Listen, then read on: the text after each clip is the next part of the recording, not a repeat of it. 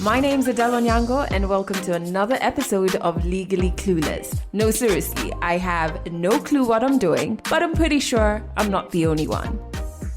Hey you, welcome to another midweek tease, and in this episode it's all about this friendship thing. I think this is the first time I have consciously had to think about the kind of friends I want, and also had to acknowledge that I have the power to actively pick who I want around me. Like, I can actively participate in that.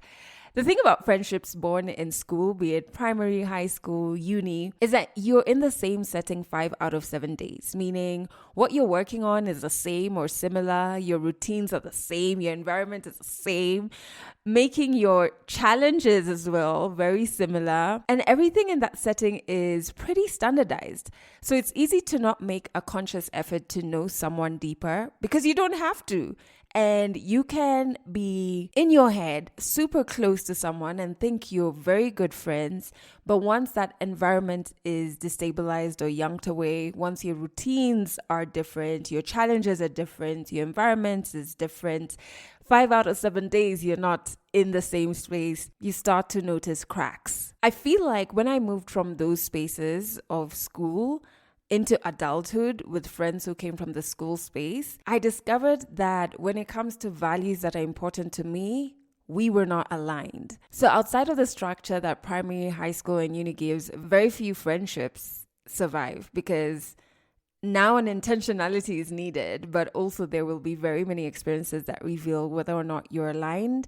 And at the same time, this is a moment that you're learning so much more about yourself, you know, who you are, how you want care communicated to you, and so on and so forth. I feel like for a good part of your 20s, you're still finding this out. So schoolmate friendships may survive. They may linger even after you graduate uni or you leave college. They may linger into your first job. But I'm pretty sure by the time you hit your 30s, you start losing friendships. I remember some friendships feeling off. I feel like that's the only word I can say. Feeling just a bit off, you know? I admit that in some of them, I felt like an outsider. So for a good part of like my high school into uni, I went through that phase of like, I like hanging out with boys. They're less drama. Such bullshit. But anyway, I went through that madness.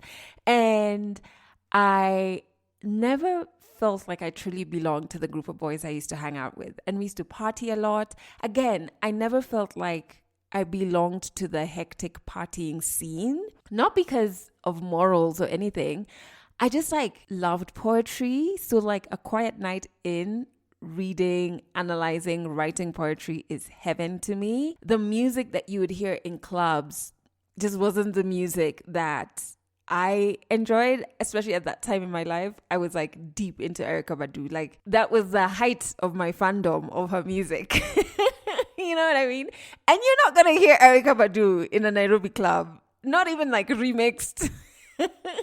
And even like the drinking, who's dating who. And I feel like even in that space, obviously, when you're hanging out with like a group of boys, so-and-so is dating so-and-so and there's all of this happening. I feel like I only had one relationship in that space. I wasn't even doing the whole jumping from relationship to relationship well. I didn't belong. And at the back of my mind, I always felt like I was an outsider. I think this is also echoed in other friendships I had, like where, you know, even just intimate friendships with girls or women or young women, just always having this nagging feeling at the back of my mind, like something is off. I feel like I'm not belonging here. And that feeling like an outsider in friendships wasn't because of what anyone had done to me, but just, I don't know, it's an overwhelming feeling of not belonging. Now, because I was super broken, I completely dismissed my feelings around this and made the conclusion that I was the problem. I was the broken one. I was the reason I wasn't fitting in. So all I had to do was try harder. You know, if it meant party harder with the gents, drink more, like try harder to fit in. And also just be grateful that at least I have someone or people that I can call friends. So I would dismiss my feelings of not belonging and try and overperform so that the other person doesn't leave me alone or end the friendship. This is why it's so important to have self-confidence, man. Please. But I think my divorce and leaving my job helped me face myself. I really had to ask myself, who am I? What kind of relationships do I want? What does friendship look like? What shit do I like doing? How do I like love being communicated to me? What values are important to me? What worldviews are important to me?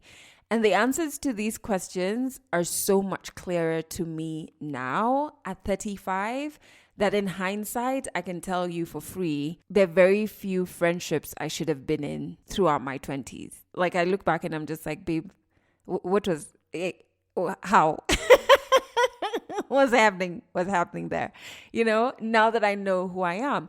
And I'm not looking in hindsight kind of like in a condescending way to other people. No, it's that I can clearly tell our worldviews weren't aligned, our values weren't aligned. So the feeling of being an outsider was because, I didn't belong in that space. Like I just didn't. But there are spaces that I belong to, you know what I mean? So for example, for those who followed my career, I've been outspoken on quite a few things. So for example, things like suicide, mental health and wellness.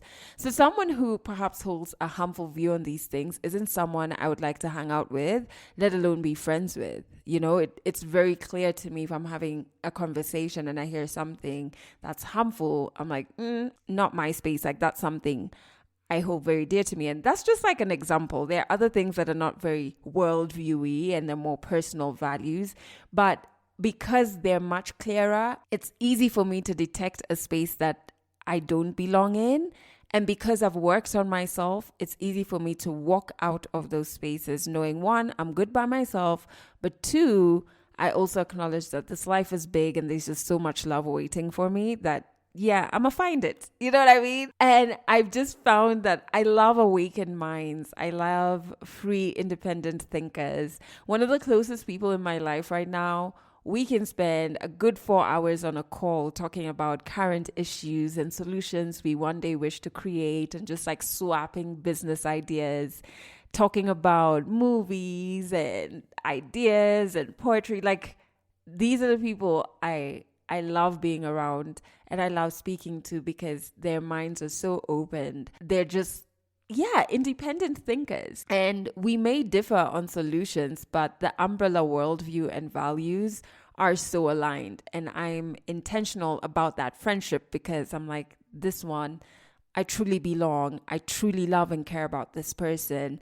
I feel seen in it. I want them to feel seen. I want them to feel comfortable. And I want to keep watering this particular friendship. So the feelings I felt when I lost friendships in my 30s, I actually didn't feel grief because upon evaluation, it was clear that those weren't the friendships I wanted. Some didn't respect my boundaries. Some, our values and worldviews were just not aligned, etc., etc. So the rational step was to end the friendship. I remember one ended because the person called me, and from that one phone call, which was our last phone call, I knew without a doubt that staying in that friendship would be betraying myself and my needs. I felt like my boundaries were clearly violated.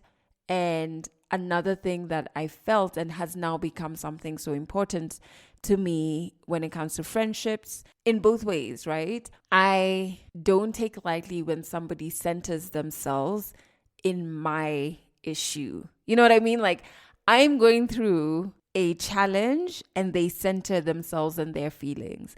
And because I experienced that in that friendship and in that last phone call, I was like, well, that's over. I'm grateful for that moment because perhaps we do that without knowing, you know what I mean? Which means I could have been doing that in other friendships. And so I'm so aware of it. It doesn't even matter if you're my friend. If you're telling me even just a story, I'm very aware of like, I don't want to center myself in this story. And so as much as that friendship just had to end, I learned something from it, and so the feelings that I felt were not grief. I just knew this is not something I want to experience. This is not something I like experiencing. So this friendship has to go. But I feel like it is helpful if you feel grief and you feel sad about a friendship ending, process those feelings. I always say whatever feeling arrives at your door, feel it. It's come for a reason. I just didn't feel seen. So the feeling was more, because I love myself, I'm going to remove myself from this space. So right now, I'm now stepping out and trying to make friends. I sat down and thought, what type of friends do I want? I immediately thought of two girlfriends I have. One who's on our Legally Clueless Africa board, by the way. She's such a force. We don't speak daily or even monthly, but her and another common friend we have held my hand through my shadow times, my goodness, and they cheered me on. They've helped my career. They've given me crazy insights. They are so wonderful. We've passed jobs to each other. I love how they think. I love how passionate they are about African women and just how knowledgeable they are. I love their dedication to their careers. And so I remember thinking, I want that. I want to be friends with more African women like them who get it, who are courageous, who are free thinkers. And so I reached out to a few who were acquaintances at the time, and I just asked people to lunch. And it was so wonderful. I was so proud of myself. The conversations were exactly what I wanted. They were just so progressive. Some of the women are in business, so they get this lifestyle. Some are divorced, so they get that too. Some are just like living such radical, unconventional lives. Some have such a high level of self-love, like I aspire to it. And I walked away from all of those lunches super inspired. And what's wonderful is like we still check up on each other. In fact, one of the friends, we didn't have lunch, but when I was in New York, we definitely hang out at her house. And we made a pact that we were going to be intentional about our friendship. And so like 2 Sundays ago, we had a call and she was taking a walk, I think in Central Park. And I was at home. It was like 7 p.m. my time and afternoon her time.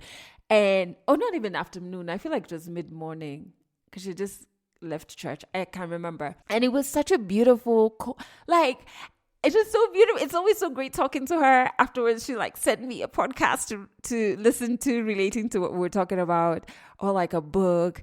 And so it's such a wonderful thing to be intentional about the type of friends you're looking for because they are there. You will find them. Like, it's just so wonderful. I also have been saying yes, and more yeses to invitations. So I've made a new friend through an invite to a social shindig.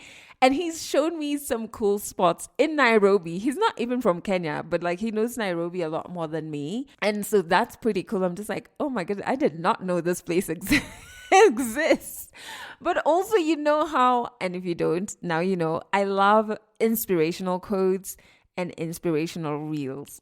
Like I'm that person. He sends me those almost every other day. And whenever he sends one, it'll spark a conversation, be it on boundaries or like shadow work, therapy, self-esteem, whatever it is. And so our conversations are so deep, like they're on our intentional inner work. And that's just my type of shit. And I'm loving it. And I think I attribute these new friendships to like just being intentional about the type of people I want to meet. You know what I mean? I feel like I say that a lot. I hope you know what I mean though. So let this be a sign to you to walk away from the spaces that you don't belong in. Friendships don't always need arguments to end. Sometimes you just grow past each other. You just evolve past each other, and that's fine. It's life. I think it's also important to know who you are and what kind of friendships you desire. What are your values? Once you figure that out, you can start doing activities that are aligned with the type of friendships you want. You can start shooting your shot if there's somebody in your networks who you feel embodies the type of friendships you're looking for. And I know it's hard. I know it's so difficult to do it at our big ages, but like when you look at life, this is when you are definitely going to be doing it. Just as I've explained, of course, there are some friendships from primary and high school that survive the transition into adulthood and the expansion that comes with that. But I think very many don't. So you're not going to be the only one in your 30s who is looking for friends. Trust me. So don't feel like an oddball for that. Put yourself out there. I know it's hard, especially when you're an introvert. Listen, I get it. Listen to your social battery. Don't drain it. Go a step at a time, but open yourself to new friendships, to new love. You deserve such a big, big life full of love, and it's truly there. It's just waiting for you to step right up to it. That's it for this episode of Legally Clueless. You can share this podcast with your friends. You can keep it for yourself. I'm not judging. Just make sure you're here next week for the next episode.